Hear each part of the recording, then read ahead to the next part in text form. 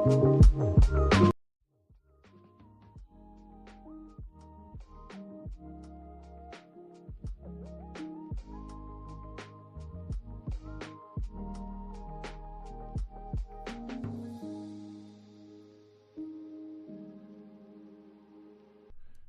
evening. This is Stedman Fry, along with my co-host Amanda Goodman-Berry and Flex McGee, with Delta Workers Unite, the Working Class Podcast, your newest resource for news, updates, and information on the State of the Union drive and how you can get involved. We'll bring you interviews and stories from workers just like you and us who want to share happenings as they see them. We'll also be debunking the falsehoods and misconceptions about the union and giving you the tools to do the same. Please remember to like, share, subscribe, and hit the notification bell so that you will know when we post or go live. Thank you.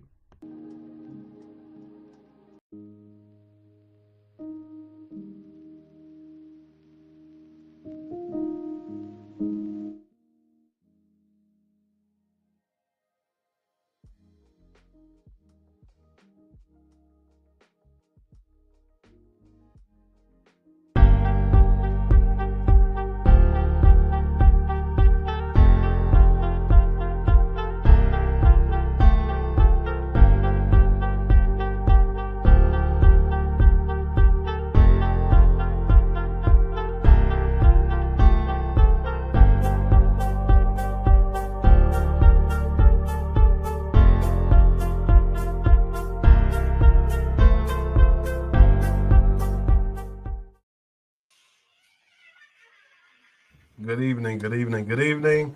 Good evening. Good evening. Is your co-host, Stedman Fry, joined with Amanda Goodman-Berry, Flex McGee, and a special guest. I'll pass it to Amanda. I'll pass it to Flex first so he can give a bit of his intro, and we'll go from there. Yo, what's good, everybody? Flex McGee, happy Monday. Back at you with more IAM Delta Organizing Podcast. Man, I'm happy to be here. Man, ATL was good. And I'm going to throw it over to my sister, man, Amanda Goodman-Berry. What's up, everybody? Good afternoon, everyone. Before we begin today, I would like to start with a sincere condolence to a good friend, a good soldier, and someone who I admire and look up to the utmost. On last week, one of our very own, Dan McCurdy's father, passed away. And throughout the years, Dan spoke highly about his parents. Last week, Dan, this is so hard for me, but I'm sorry. But I want Dan and his family to know, the McCurdy family to know that we sincerely have you uplifted in our hearts and in our prayers. And I would like to also say to the McCurdy family and Mama McCurdy that cancer didn't win, God did. I'm sure if your dad could speak to you today, he would say, I fought a good fight. And I finished the race and I kept my faith and I am okay. And at this moment, I would like for everyone that is watching, that is listening, the Delta workers, the international machinists, let us all have a moment of silence for the McCurdy family to let them know that we stand in solidarity and in union with them through this difficult time. So could we please take a moment of silence?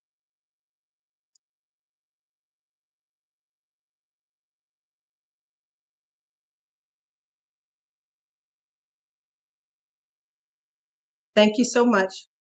And I'll turn it back over to you, Stedman. And the McCurdy family, just know that you are in our hearts and in our prayers. Thank you.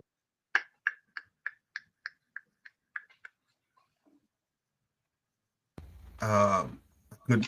I would do the round of applause, but just it's kind of a bit of moving parts. But as I said at the top of the hour, I'm Stedman Fry out of Detroit, as you can see from the hat. And we have special guests with us today. General Vice President, I am General Vice President Richie Johnsen. I'm going to read a bit of his bio here. Richie Johnsen began his career with IAM in Local 1781 as a mechanic assistant for United Airlines in 1988, year I was born, and was promoted to mechanic in 1990. He served in many positions at the local and district level and was appointed as Assistant General Chairperson for District 141M in 2000, then as Grand Lodge Special Representative in 2001.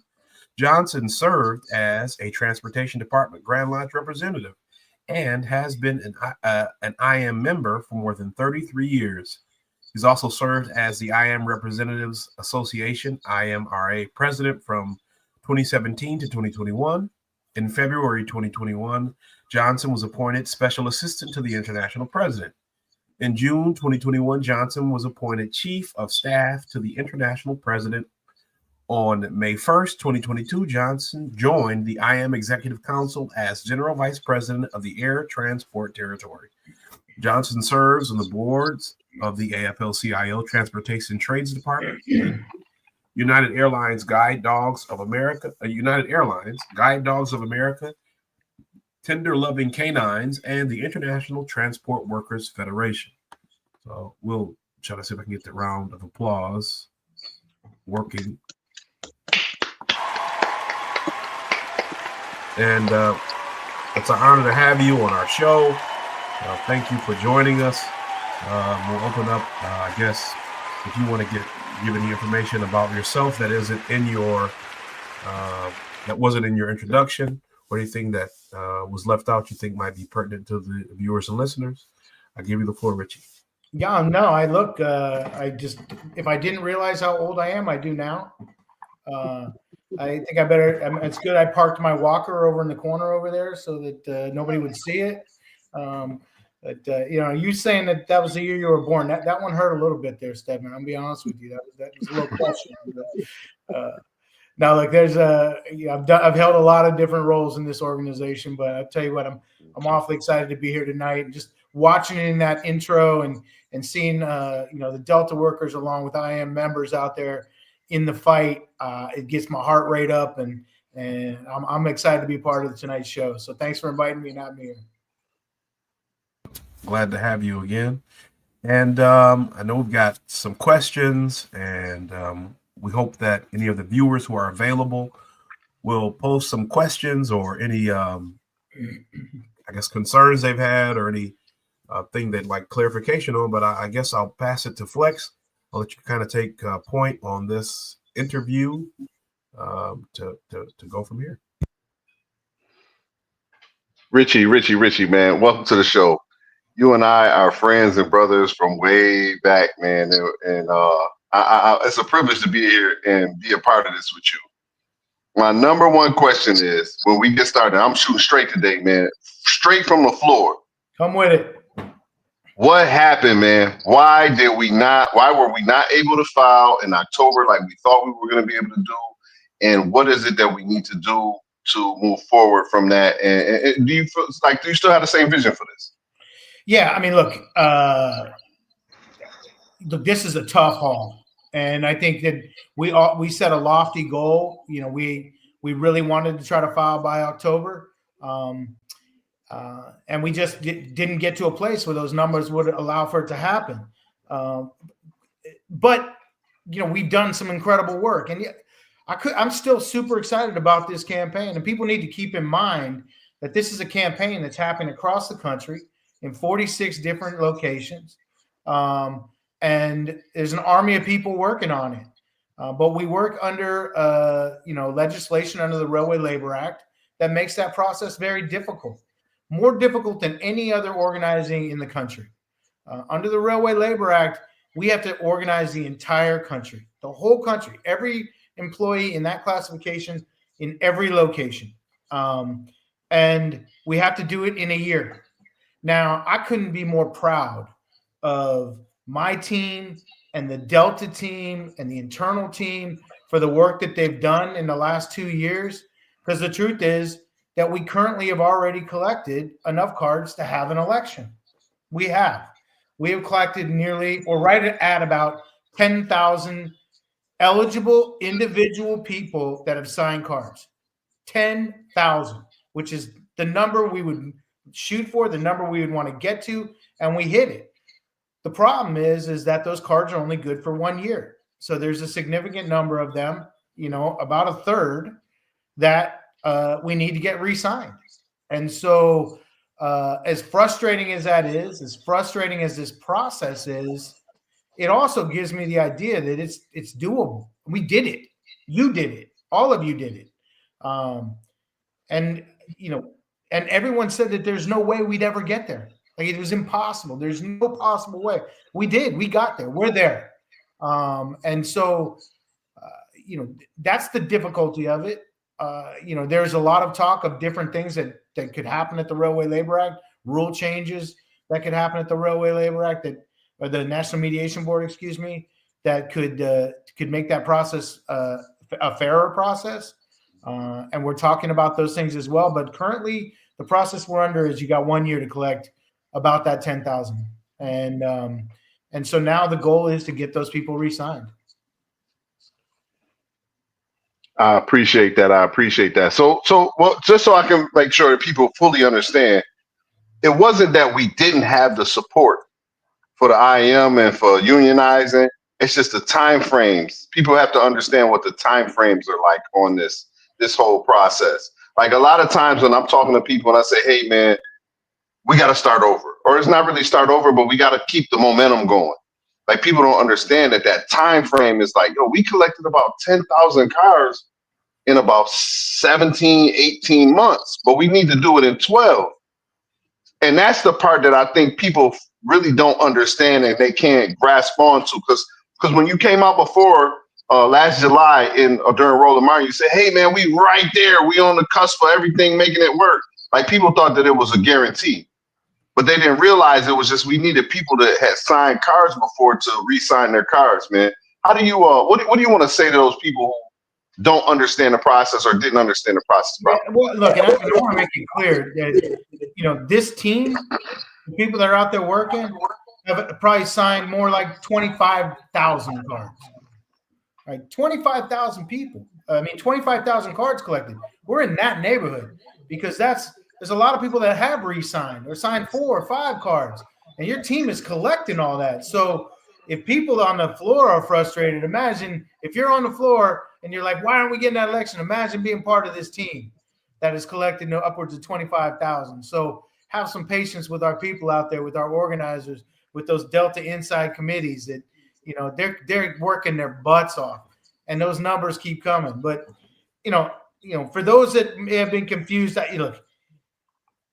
I try to be as transparent and as crystal clear as I can. And if I wasn't before, let me be now.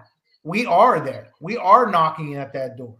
When you can see in front of you, 10,000 cards, and know that people that are working at Delta Airlines right now that have signed cards need only to sign another card, a new card. If we re-sign those people, first of all, we're gonna do a mailing to all the card signers again. To anybody that signed a card or has a card that's expired, we're about to do another mailing. If we get those people to sign their cards, if they re-sign the people that have already signed, if we didn't get another new card, we'd file tomorrow. That's how many cards we've gotten. All right. So this is simply a matter of, finding the energy and finding the ability to say, we're going to go and we're going to get those people that haven't signed a new card. It's that simple. And so when I get excited, when I say the finish line is right in front of us, I can see the finish line. It's because it's there. The work's been done. It's been done. And we're so close. It's like you can taste it. And there's absolutely, positively no doubt in my mind that if we get to an election, we win. We win. It's just, if our people that sign cards show up and elect and vote, we win. It's an easy win, but we got to get those re-signs. It's that critical. And so, look, I'm in it all the way. I had a conversation with our international president 2 days ago about this because we're looking at those numbers and we're looking at, the whole drive and what we're doing well and what we need to get better at and all those things. And I said, I want to be honest with you, tell you where I'm at, and I want to make sure that you're still as motivated as I am. And the international president is where his exact words to me were, Richie, we are in this. I'm committed to you and those people until we win. That's the commitment from the IAM. And good luck finding that anywhere else. That's dope. That's dope, Richie, man. Brother, listen, your excitement and the energy that you bring to the podcast, man, I just want to let you know that I appreciate it, man. I wanted to know, Stedman or Amanda, is there anything that you wanted to ask Richie pertaining that before we go on to the next question? Because we got some tough questions for Richie today, man. We're going to box him in the corner and see how he fight his way out. Come on. Well, we got the ground, man. It's hard to hit me. I think Richie kind of answered the question from Instagram. It was a viewer asking when we would be able to file, and I think that answer was contained in Richie's response. But if you could you kind of expand on the 12-month window that we have, and kind of just explain some of the differences between, and you talked about it a bit, but just to kind of hammer that point a little bit more for the audience, the differences between how we have to unionize or how we have to organize under the NMB versus the NLRB and some of the other, companies we've seen around the nation in the last couple of years, and how we've seen some gains, Starbucks and Sure. I think Volkswagen and things like that. What are the differences between those drives and the drive that we have to deal with here? Yeah, I mean, look, we're at a distinct disadvantage. There's no doubt about that. And I'll talk about, not to get too deep into acronyms, but the difference between the NMB and Railway Labor Act, which is what we are governed by, and the NLRB, which the National Labor Relations Board, which is what governs all other union elections in this country.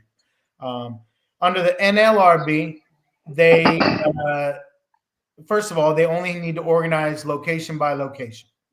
So even if Amazon or Starbucks or any of these groups has hundreds of thousands of employees, they need only organize 20 of them at a store in Albuquerque, New Mexico. They can go location by location, and the similarity is that their cards are only good for 1 year, but they don't need 50% plus one to file. They can file with 30% and have an election. They don't need, they can do electronic card signing. That means you can download something and do your electronic signature given some form of identification. Okay, so we don't have any of those things. We other than the 1 year, that's the only similarity we have. But we have to organize the entire country. And in the case of Delta Fleet Service, it's approximately 19,000 people. If you're talking about the flight attendants, about 23,000 people. And trying to put together a campaign like that takes, thousands of people if you're doing it the right way.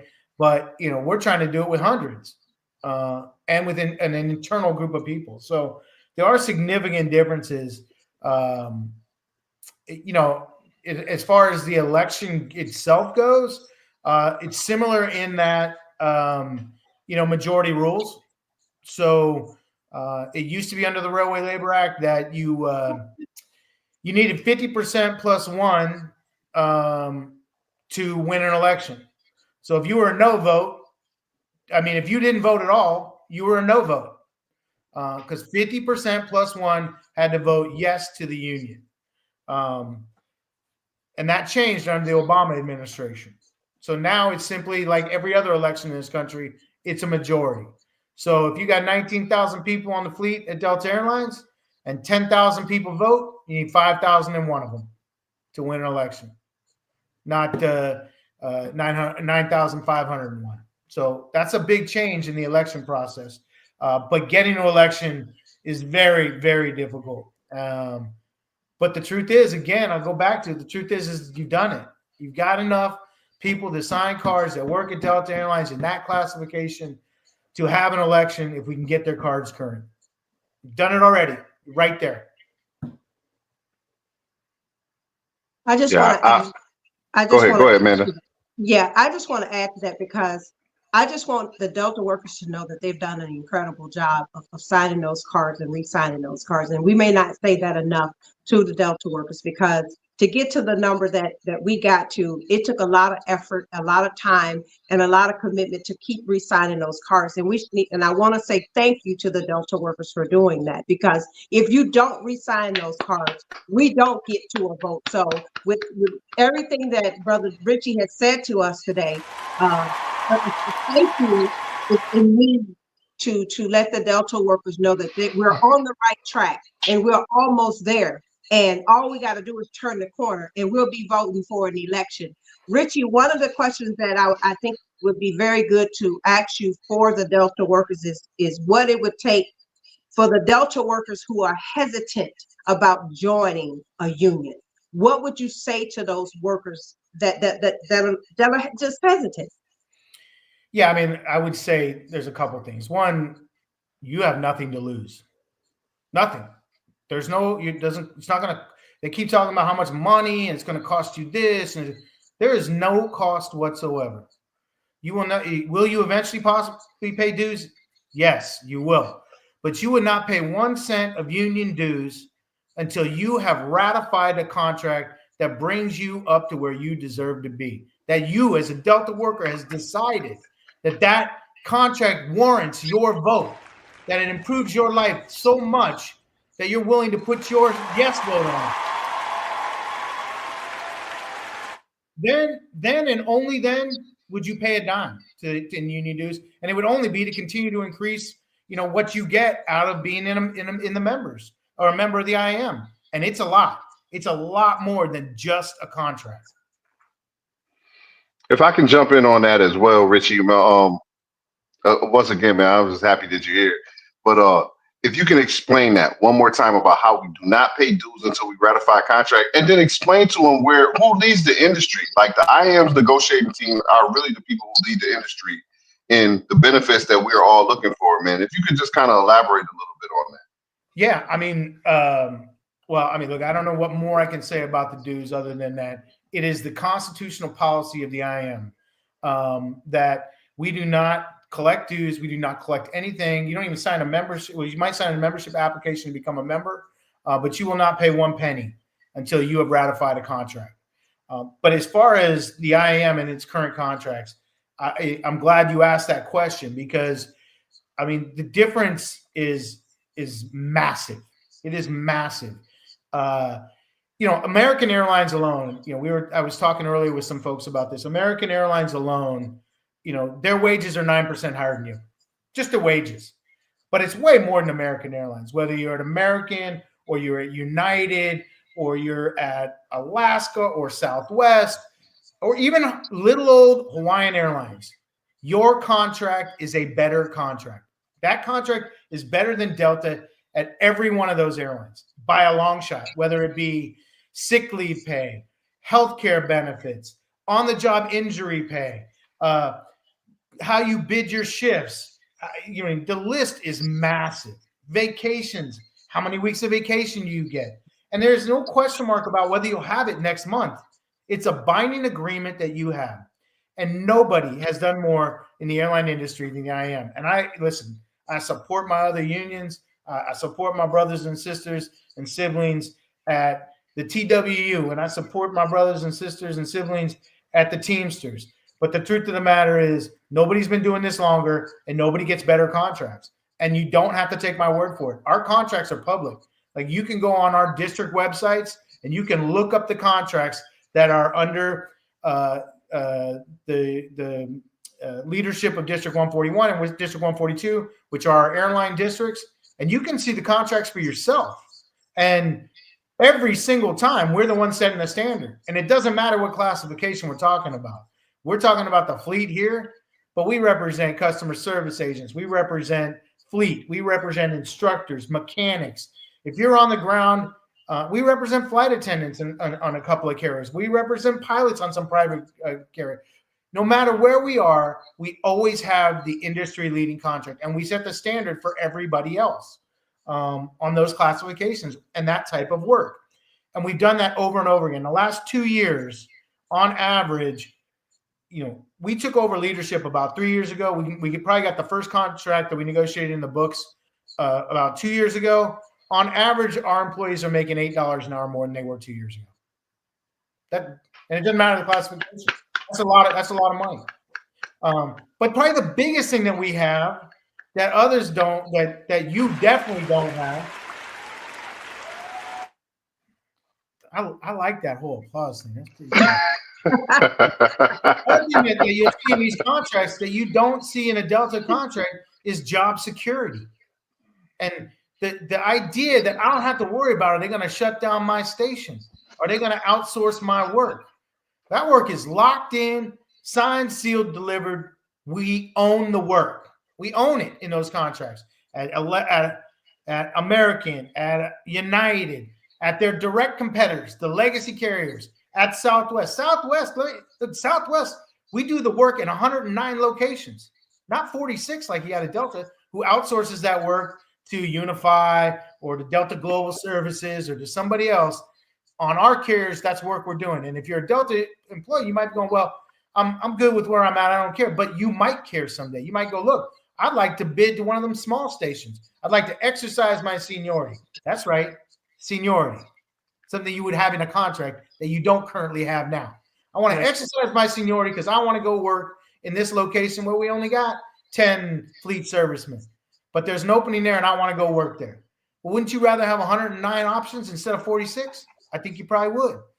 Those are things that come with a contract that you don't have.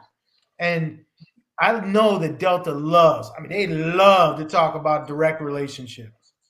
Well, what is it buying you? Because they ain't buying you any of those things I just described. Like, you deserve to have representation. You deserve to set the standard. You deserve to have your people at the table. That's right. People like Flex and Amanda and whoever else you decide is who you elect to positions to be at that table and influencing the direction that your classification goes and what things are important to you and what are not important to you, and not have Delta Airlines dictate to you what they think is in your best interest. Don't you think you know what's in your best interest? I do. I respect that. And I would be happy to be at the table bargaining on your behalf with you, not for you, but with you, to get what you're telling me you deserve. Sorry. Hey, Rich. No, Richie, that's dope. I appreciate the hand claps with that. Can I kind of slide a little something in here, Richie, if I can? Absolutely. I want you to explain how profit sharing was protected by the IAM, if you could, real quick. And for other airlines. Yeah, no, we have very specific language in each of those contracts that talks to profit sharing. And I believe that, I know you got a nice fat chunk of profit sharing in your last go around. But I'm almost certain that I think it was Alaska Airlines. I have to go look at it, but they have the same formula you have it. But they don't just have formula for profit sharing. They got all those other things too.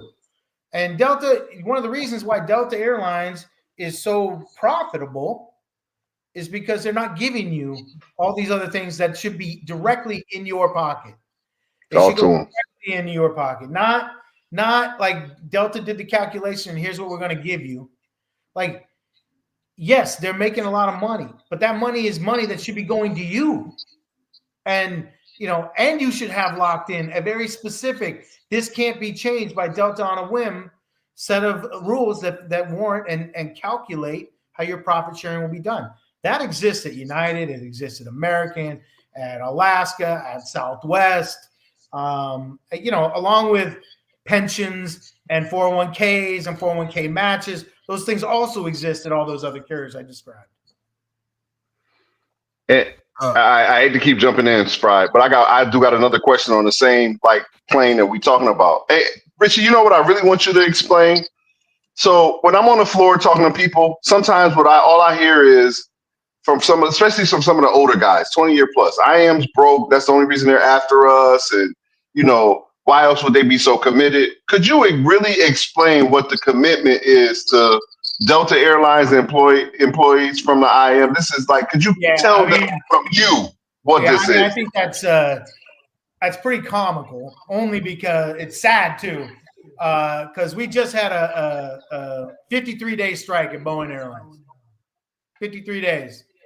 We gave out strike benefits to there are 33,000 employees up there, amounting to approximately $70 million. $70 million, and we deal with that kind of stuff all the time, every year. Our filings, our financial filings are all public. We're healthy, financially sound, continuing.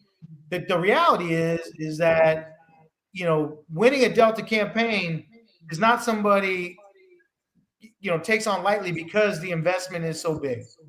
And it would have been easy to say, why risk it? Nobody else has ever won there. They've been keeping the unions off their property for their entire history, with the exception of the pilots and a small group of tower workers, excuse me. But this is a huge commitment. It is a huge financial burden. It's heavy. I mean, I'll be totally transparent as I always am. We're spending about $10 million a year, and you just heard the commitment from the international president. He said, "Richie, we're in this until we win it." And it's not just about Delta employees. I represent 100,000 other airline workers, 100,000 other airline workers, and this is just as important to those that I represent as it is that I'm going to represent in the future. Because when the Delta Airlines can continue to hold down classifications by paying them a substandard wage or not as good wages and not give them pensions, and they continue to not have the things that we have in these other contracts, it makes it that much harder for the people I represent. And if we represented Delta Airlines, look, that strengthens everybody we already represent. It strengthens everybody. So we're not just investing in Delta Airlines. I'm investing in the people I represent at United, the 30,000 at United. I'm investing in the 10,000 at Southwest and the 10,000 at Alaska and all the other airlines we represent. We're investing in all of those things because it's the right thing to do. You don't ever look, we're not like Delta Airlines making $1 billion a quarter or billions of dollars a quarter. We're a union. We don't make, there's no money in this. Nobody does this business. Nobody I know has ever got into the union business going, you know what, this is how I'm going to get rich. It's ridiculous. We're healthy. We do the right thing for the right reasons. And if you're not that way, if you're not in that, you don't last in this business. You don't last in the union world because it's never gonna. You got to get your payout from lifting people up. That's not a payday for you by lifting people up, then you will never last another day being a union representative. I appreciate that, brother. I appreciate that. Yeah, man. Big up, big up, big up. Oh.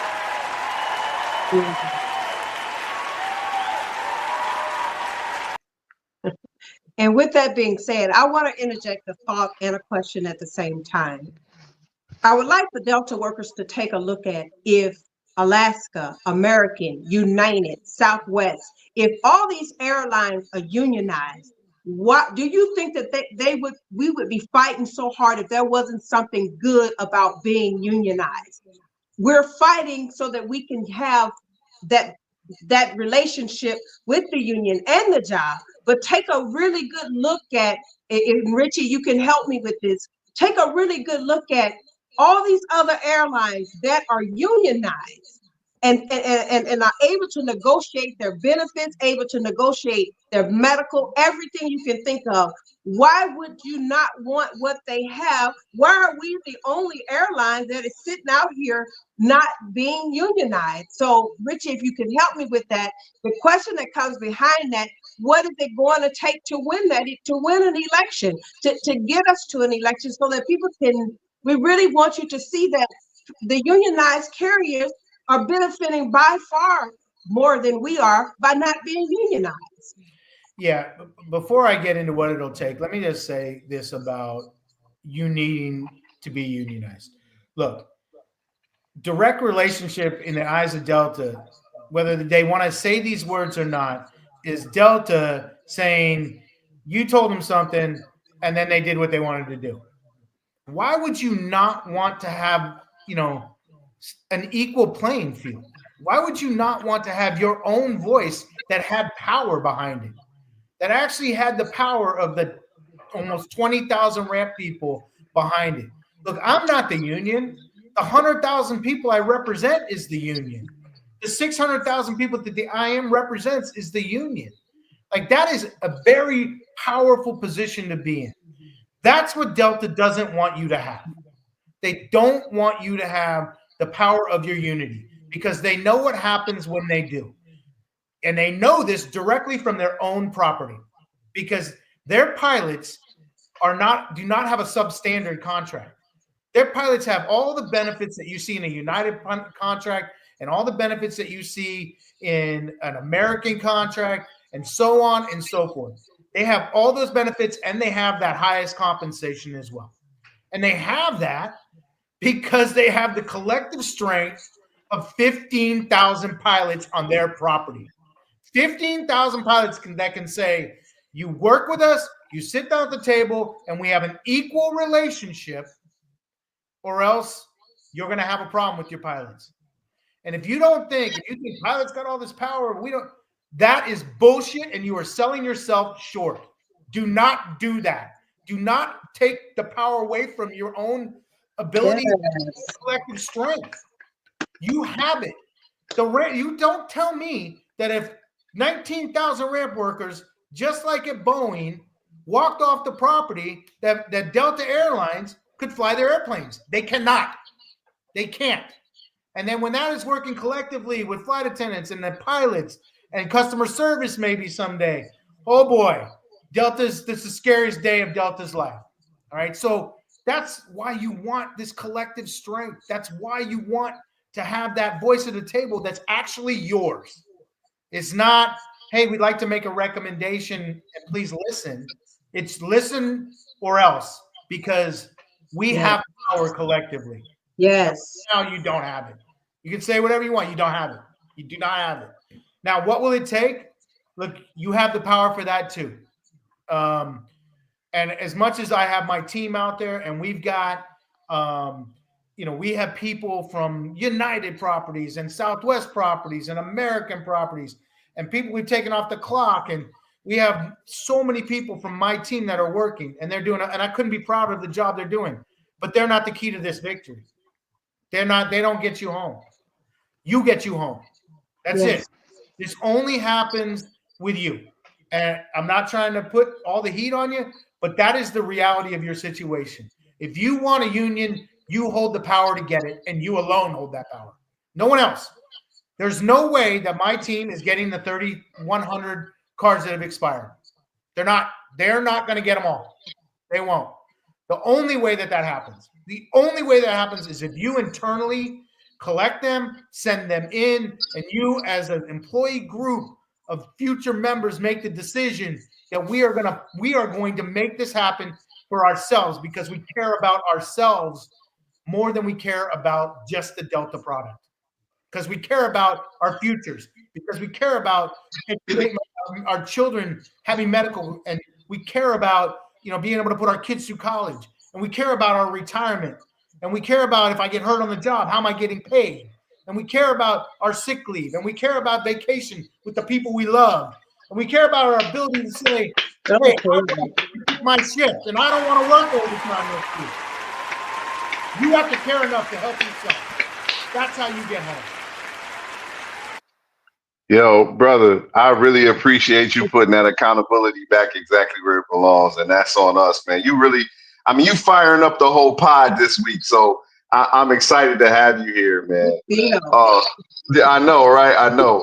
Brother, I mean, look, I enjoy this every single day.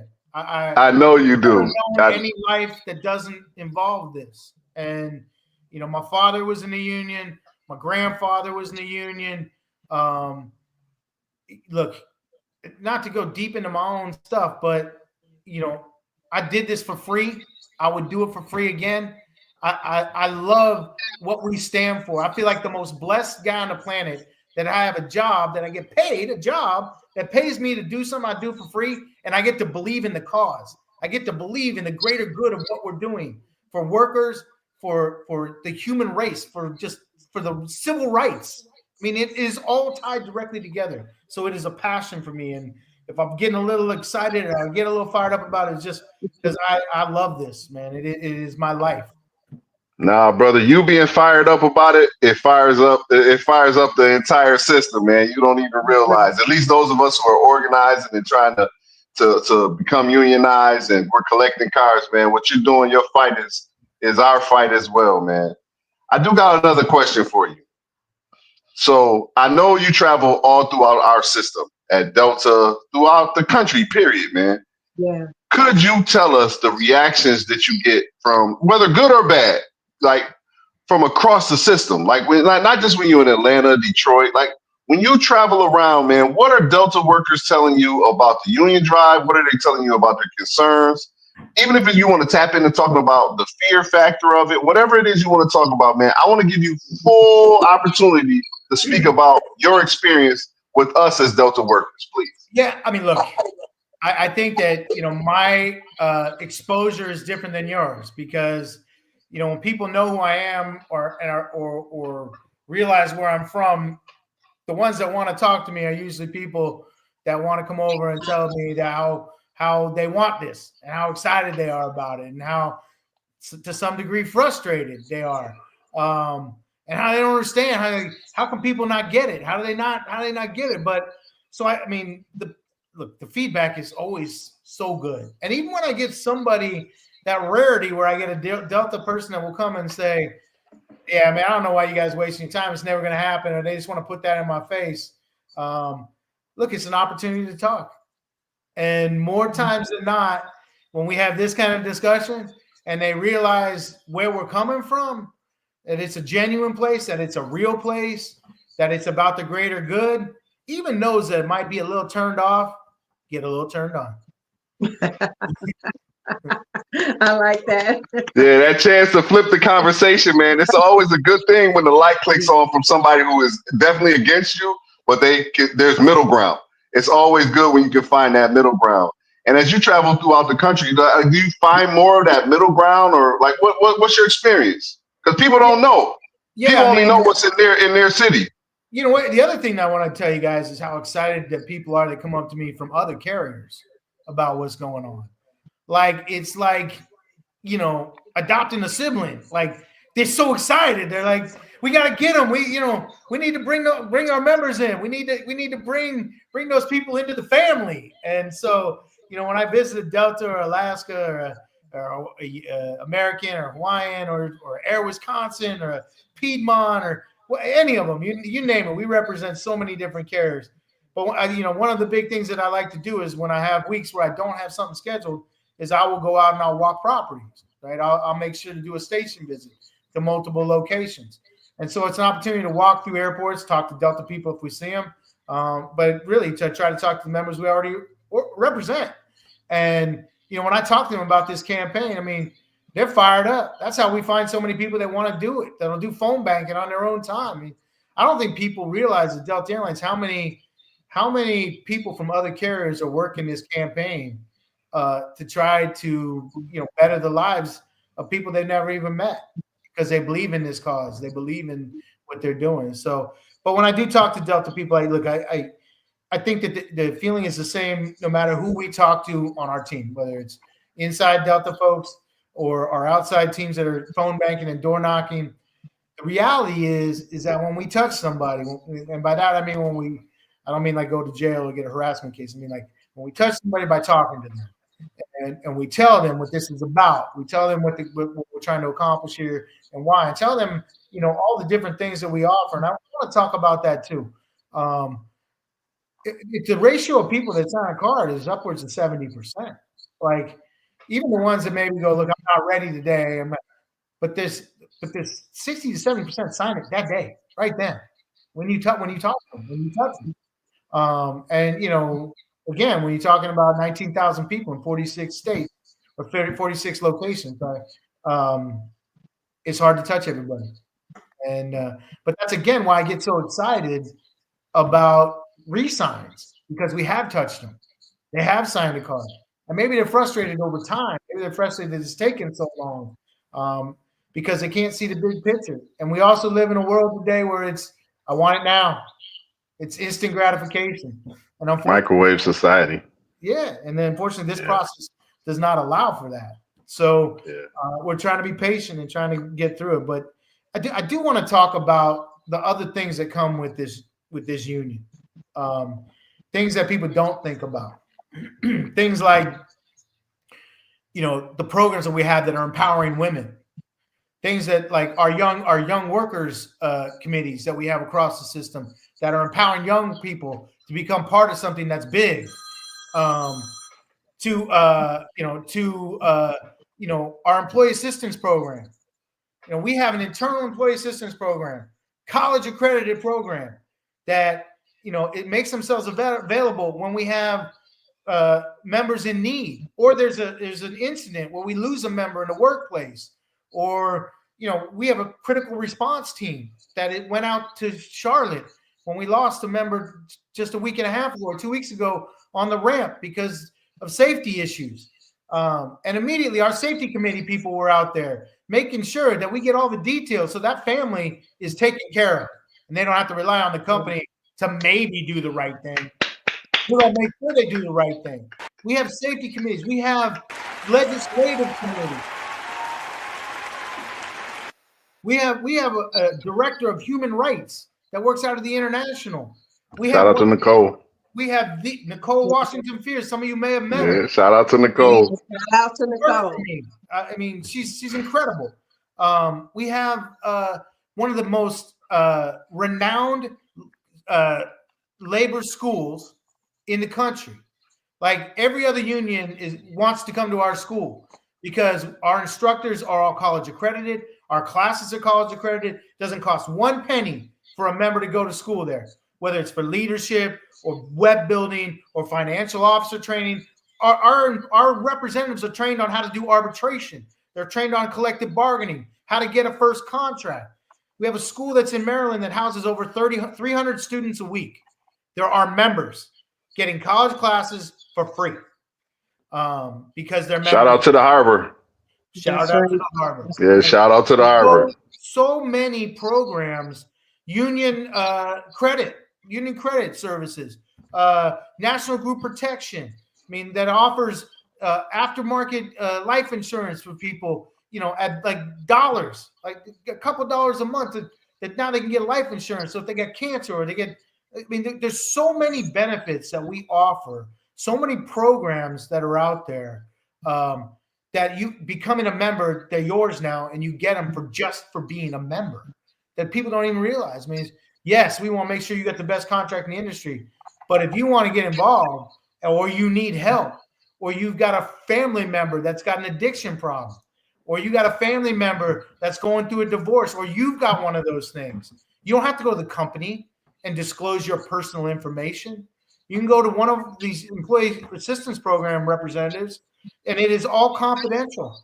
And they will go to the company on your behalf and say, I am dealing with an issue with this individual. He will be on leave, or she will be on leave while they're receiving the treatment they need for the issues. You can ask them about it after the fact, and if they choose to disclose it, that's up to them. But you don't ever have to disclose what your issues were. And look, there's all kinds of things like that. This is so much bigger than just getting a contract. This is about becoming part of a community that takes care of each other. Brother Richie, before you leave that, I really want the workers to hear what you said, because we have a lot of young workers sometimes just say, what if I get, let's just use the real term, piss test. What if I'm having a problem with drugs, with alcohol? I really want the workers to really understand what you just said by having a union and not having to report that to Delta Airlines, because what it would look like with Delta Airlines is totally opposite of what it would look like if you come to your union rep and your union rep take it to the shop committee and the shop committee take it up and say, hey, I got you. I really would like the workers to truly understand, and I'm passionate about this because we've lost so many workers that went to the company in good faith because of that open door policy and no longer have their job. But if we had a union on that property and they could have come to your union rep and then to the shop committee, what that would have looked like. So I really would like for you to really bring that home a little bit more, because the workers really need to understand that type of protection that they would have with union representation. Yeah, I mean, look, we're saving thousands of jobs alone before they ever become an issue at all, because of these programs. And you know what's interesting about that is, like, you think, I'm sure Delta would say, we'll apply, we'll do this or we'll do that, or we'll give you this option, give you that option. what's amazing is that the relationship we have at the other airlines now, because of these programs, they come to us. They want us to help them with their programs. They want us to help them get training. They want to, because our people, this is what they do. So when you have an employee assistance rep, they're off the clock. They are trained. They are educated for like a year. They go through training on this before they become, they're a full-time representative. Their full-time job is to make sure that you get the help that you need. And what's even more impressive about this program is that it's got a massive success rate, which anyone that knows about addiction programs, the success rate is pretty low. But these peer programs and our people that work full-time, it's not like I decided I'm going to go check myself in somewhere. Did I check myself into the best place for me? But these people that work with all these different programs and they work with all these different help people get sober places and 30-day in-home live or, in care living and 60-day or whatever it takes. These people that they're working with on a regular, they get a sense of what's a good fit for people. And because of that, they also work with the insurance companies. So they know that the company they can go right to these houses or to these places, these programs, and say, my person has insurance. They don't ever have to deal with the paperwork of it. They don't have to ever deal about it. I got to put this through to my medical insurance now. All of that is handled with the representative. And the success rate is off the charts by comparison. It's off the charts, which is amazing because, all that we want and all that an employer should want is an employee that's got their life together. And that's why when you have like a United or some of these other carriers we represent, they work so closely with us now because they're getting good employees. And good employees, are hard to come by. So they want to keep those people. Look, the program is amazing. And it's another thing we take an enormous amount of pride in. Thank you for clarifying that, Brother Richie, because it's just really important for people to understand that people who have addiction, you can't keep firing or getting rid of people before you rehab them. And or everybody deserves those second chances. And sometimes with the company, you will not get that second chance. It's that one chance and you're done. With the union, you get the second chance to be rehabbed and to rehabilitate yourself because everyone falls short when it comes to something. Now, Brother Richie, hold on. I want to say one more thing about that, because it is important for the employee, right? But this program goes further than that, right? Because we have a medical system now that allows you to have your children on your medical up to the age of 26. So it's not just our employees that we've seen going into these programs. It's wives or husbands. It's their children. All those, because they're under their medical plans, make them eligible for and easier for our employee assistance programs. And again, this is helping the employee to have less stress. It's still helping their employee. But if you're an employee and you can go to your EAP person and say, look, my husband is struggling with alcoholism. And I think that if you could help me, I could get him into a program. They do that. Or you have a son or a daughter that's 18 years old or 16 years old that's going through addiction for whatever drugs. I mean, we live in a time where fentanyl is killing people, right? You can go to them and they can help get your kid into a program to get them help as well. So this goes a lot deeper than just, like I said, it's about community. It's about family. So sorry, I didn't mean to interrupt you. But. No. That's awesome. Thank you for clarifying that. But Brother Dan and I was texting just right before the podcast. And one of the things that he did say in here, and I really think that this is a good question for you. Can you reinforce the protection and the federal protection that we have the right to organize? Because a lot of times the workers really do not understand that they are federally protected to organize. Can you talk a little bit about that to the workers? Yeah, and anyone that wants to find this information, you can go right to the NMB's website. Just check nmb.gov. It'll pop up, and you can look up my rights. And it's all there. So this isn't just an opinion, or the fact is that you have a right to organize. Now, you have to do it on your personal time. You can't be on, walking around the plane and organizing if you're not on personal time. But on your breaks, your lunches, your off time, anytime that is yours, you can be organizing, and you're federally protected. Now, that doesn't mean, and I want to be straight with everybody, I want to be honest as I can. You got to be smart. You got to be careful. All right. You got to make sure that you don't do other things that they could target you for, because they won't call it targeting you for doing union activities. They'll say, I'm targeting, you're getting fired because you did this or you did that.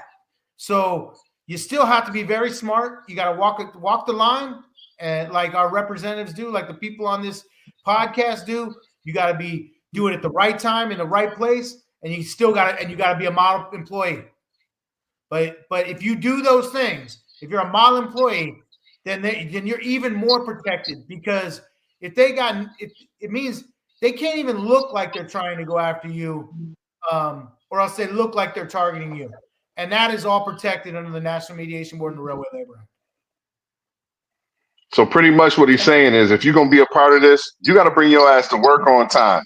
You got to come to work and do what they ask you to do. Stop running around here talking about, I got 17 lates in the past 18 days and they targeted me for organizing, because that's not the truth.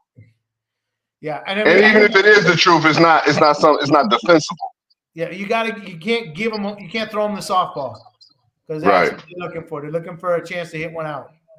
So.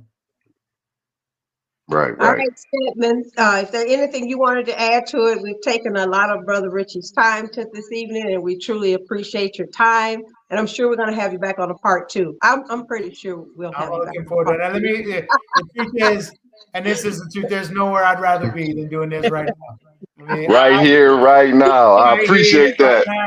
I appreciate it. Look, you guys, I do want to say thank you, like, to all of you that are doing the podcast, but also to everybody out there that's doing the work, like, and to the people that are listening right now that took the time to listen. Look, this is important. You're not just going to change your life. You're going to make history. You're going to do something that everybody said couldn't be done. Yes. It's a big deal. It's a big deal. And doing what we're doing for the whole labor movement, it's a big deal. And look, I and this international are fully committed to you, fully committed to, staying the course. And as frustrating as this can get, and as all the other reasons why people say, well, they're going to walk away, or we're tired, or we're in it. We're in it to win it. And we got the right people to do it. So let's do it. I appreciate that. I appreciate that. One thing I kind of wanted to add before we end this podcast, when I went to Vegas for the convention a couple of years ago, I just want people to understand that every other airline that the IAM represented was there. And every other airline that they represented offered their help. They offered everything. Everybody understands how big this is. If we can unite labor in the airline industry, it's only up for every person. Like, we're one of the last pieces to fall. And I want people to know, man, I'll never forget, man, my boy Satchel. There was so many people from Alaskan to Hawaiian who was like, brother, whatever you need to do. When I told them to go to other break rooms in Delta and go fight in the domino champ, all of them accepted that challenge. Everybody is with us in this campaign. And the only thing we need to realize is that it's not just you. The fear that we feel, I'm not going to lie to you, I feel fear sometimes too, but the only way you can be brave and to show courage is to have some fear involved. We have to continue to be courageous when we move forward, and we have to continue to realize that it's not just you by yourself. Anytime I step into a break room, it's never just me. It's all of us. Every person that's on this call, every person watching the podcast, every person in our systems and other systems. And we can actually make this happen as long as we stay vigilant to what it is that we're trying to accomplish. Now, I appreciate everybody who's been involved at any capacity. And I definitely appreciate Sister Amanda, Brother Fry, and Brother Richie for this podcast today, because I think this is a very monumental thing bringing this type of energy into this campaign. Richie, for all of us, thank you. Hey, brother, listen, the only way to cure that fear forever to cure that fear is to unionize. You better say that. Say that again. Only way to cure that fear, to forever cure that fear, not just for the moment, not just for the time you walked into the break room, but for the fear every day of whether I have a job tomorrow, is to unionize. Absolutely. Thank you, brother. Thank you. Brother Richie. Well said. Well said. All right, Stepman, you can take it home. Okay. I'd like to also say thanks for taking your time out to be with us. I appreciate all this information. I think it'll be very useful. I know I don't have Facebook, but I watched one of our videos on Facebook, so I saw some of the comments. I even saw one here today where employee or coworker said something like, "We get the best. We have the best of the best at Delta. You know, we don't need a union." And so I think it was great for you to be able to go in such detail about the specific benefits that the union offers, because we hear all the time about pay, we hear all the time about other benefits, your health, but those other programs that are available that come just as a product of union membership, I think are important. And so I'll end there, and if there's no other comments, I'll get to the outro and I'll close this out. Thank you, brother. As always, man. Thanks. Union strong. Always. And solidarity. Solidarity, brothers. Sisters. Bye, Richie. Bye, guys. Thanks again.